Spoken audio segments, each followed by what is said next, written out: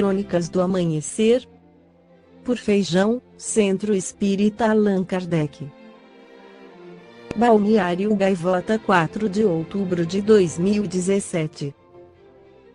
Cientistas desvendam um mistério matemático em Tábua da Babilônia. Pesquisadores da Universidade de Nova Gales do Sul, na Austrália, descobriram que um objeto de argila de 3.700 anos é, na verdade, uma tábua trigonométrica, a mais antiga escritura matemática para calcular como construir palácios, templos e canais. A nova pesquisa publicada na quarta-feira 2408 mostra que os babilônios foram mais rápidos que os gregos para a invenção da trigonometria e estudo dos triângulos. Eles teriam chegado 1000 anos mais cedo, de acordo com os cientistas, o que revela uma antiga sofisticação matemática escondida até agora.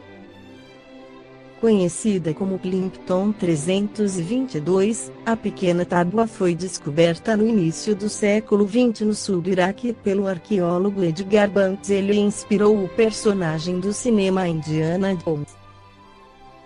A relíquia tem 4 colunas e 15 linhas de números.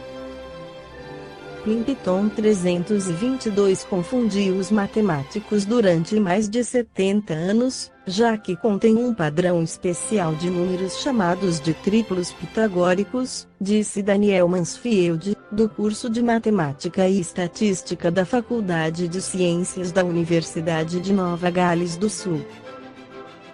O grande mistério, até agora, era o seu propósito, porque os escritores antigos realizavam a tarefa complexa de gerar e classificar os números na tabela, completou. Uma tabela trigonométrica permite descobrir o tamanho dos lados de um triângulo retângulo com um ângulo de 90 por meio de cálculos e regras.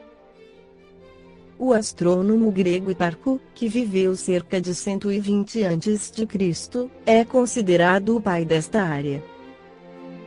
A Plimpton 233 existiu antes de Hiparco em mais de 1000 anos, disse Norman Wilde Berger, professor associado a Mansfield. Isso abre novas possibilidades não apenas para a pesquisa matemática moderna, mas também para a educação matemática. J. Herculano Pires, em seu livro Espírito e o Tempo, faz uma excelente apreciação da civilização babilônica sob o prisma da doutrina espírita. Diz ele, os grandes impérios da antiguidade, as chamadas civilizações orientais, passaram lentamente do horizonte agrícola para o horizonte civilizado. O mesmo aconteceu com os impérios ocidentais, que constituiriam mais tarde a civilização clássica greco-romana.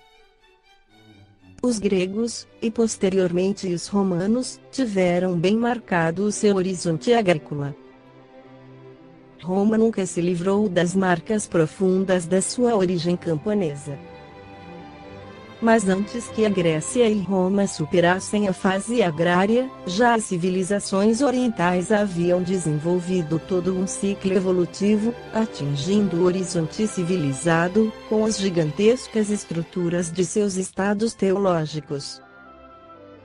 Realmente, os grandes impérios do Egito, da Síria, da Babilônia, da China, os reinos da Índia, o pequeno reino de Israel, o fabuloso império da Pérsia, constituem verdadeiros estados teológicos, em que o humano e o divino se fundem e se confundem, numa estrutura única.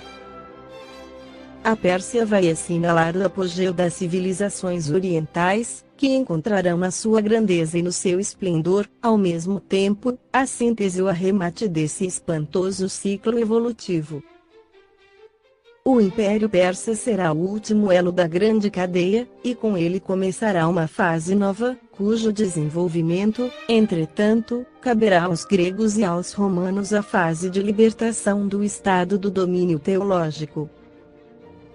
Essa libertação não se processará com rapidez, mas de maneira lenta. Assim, a própria civilização grega, e sua herdeira direta, a romana, apresentarão ainda, no horizonte civilizado, o acentuado aspecto teológico. mas com os persas já se inicia a separação dos dois poderes, o político e o religioso.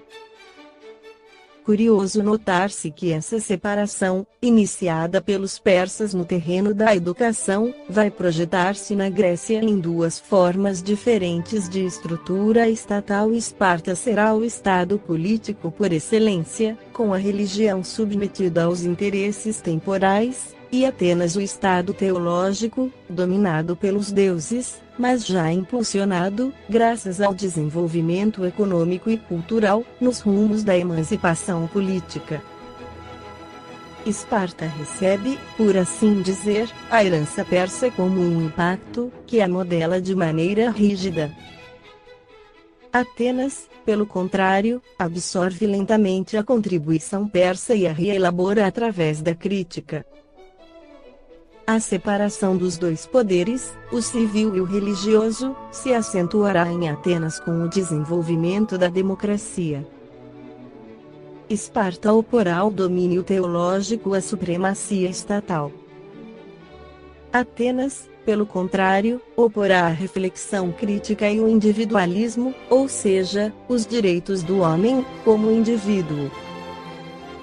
Os estados teológicos das civilizações orientais nos oferecem, portanto, o primeiro panorama desse novo ciclo da evolução humana, que chamamos horizonte civilizado.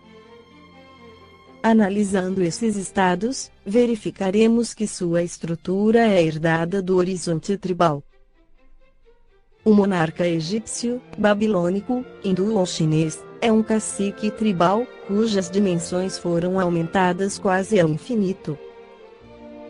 Suas prerrogativas são as mesmas da vida tribal: domínio absoluto sobre o povo, que o deve respeitar e adorar, como a um deus.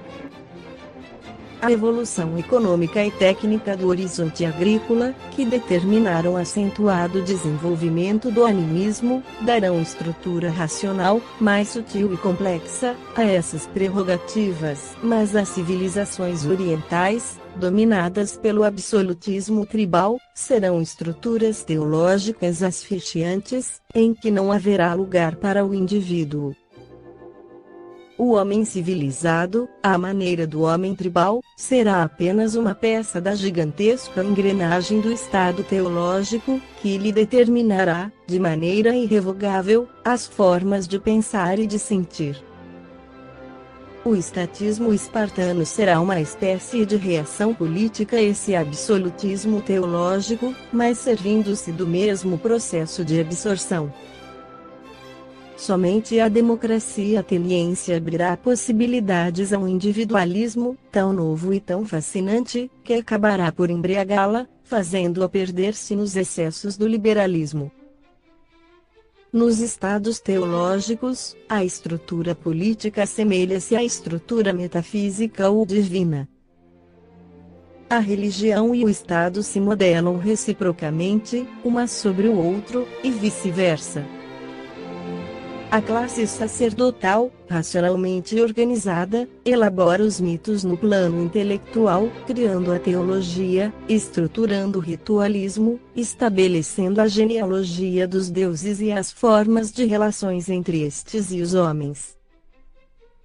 A teogamia egípcia, de que já tratamos, é um dos mais perfeitos exemplos dessas formas de relações. A genealogia divina se prolonga na genealogia humana dos faraós, graças à fecundação da rainha por um deus.